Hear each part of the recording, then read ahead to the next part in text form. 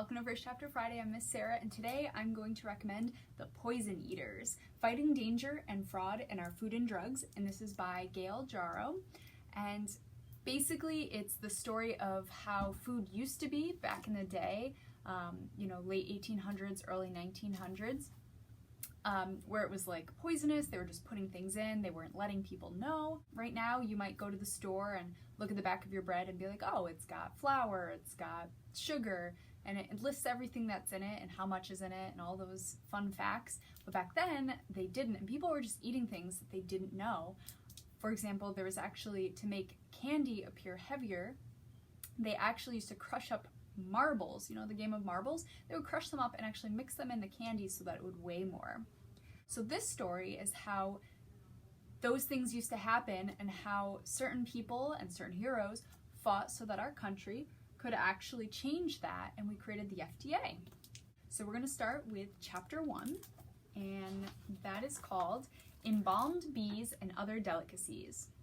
You're so hungry you don't have to be called twice for dinner. It's 1890, and you live in a large town or city just like a third of Americans. Your grandparents had a farm and grew their own food. Now your mother and all her friends buy food at a grocery store. You pick up your fork and dig in.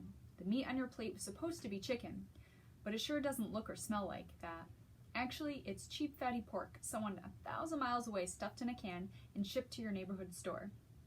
The sausage sizzling in the pan also comes from a filthy factory 1,000 miles away. It was made from a pulverized mass of meat scraps swept off the floor, along with the rat feces, and mixed with borax to keep it from rotting. Borax is the same stuff in scouring powder and laundry detergent. The peas are bright green and look delicious. The company that canned them added copper sulfate to enhance the color.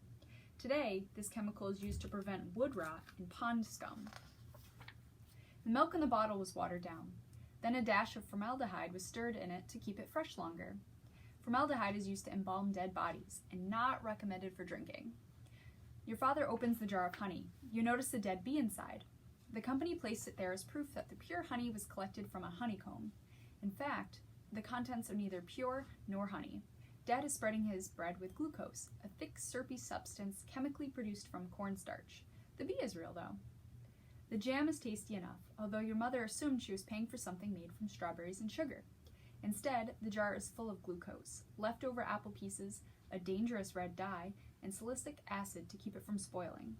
Today, salicylic acid is an ingredient in wart remover, acne cleanser, and dandruff shampoo. Your little brother starts crying. He's cutting a new tooth. Mom gives him a spoonful of Mrs. Winslow's soothing syrup, guaranteed to calm a fussy baby. She has used it before and it worked.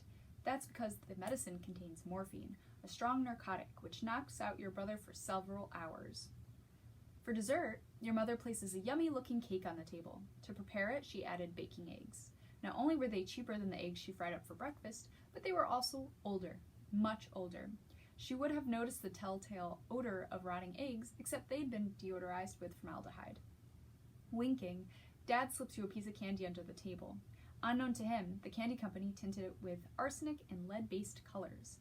Arsenic and lead are not ideal treats for growing children. Arsenic causes digestive ailments, and lead affects the brain and nervous system. The tea seeping in your mother's cup isn't the expensive imported kind she expected. Leaves from various common trees and shrubs are mixed in. So are bits of wood, brick, and lead to increase the weight, costing her more for her fake tea.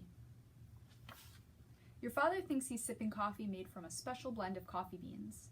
The blend is really a combination of roasted and ground up peas and acorns with a pinch of charcoal. Mom has no idea that she's serving the family these cheap substitutions and hazardous chemicals. The package and bottles don't list the ingredients. She can only trust her nose and eyes to tell if the milk is sour, the eggs decayed, or the meat rotten. Food manufacturers have found ways to fool her. At the dawn of the 20th century, few people had a clue that they were regularly being ripped off, drugged, and poisoned. A dedicated group of Americans recognized what was going on, and they set out to make food and medicines safer. The battle would be long and frustrating. Victories were often unsatisfying. Before it was over, men, women, and children suffered and died. But eventually, the persistence and hard work changed our world. The story begins where all our food once did, on a farm. This one was in Indiana. So if you'd like to hear what used to be in our food and how it's changed to the safety that it is today, come pick out The Poison Eaters by Gail Jarrow, or just give us a call and we can put it on hold. Have a great Friday, guys.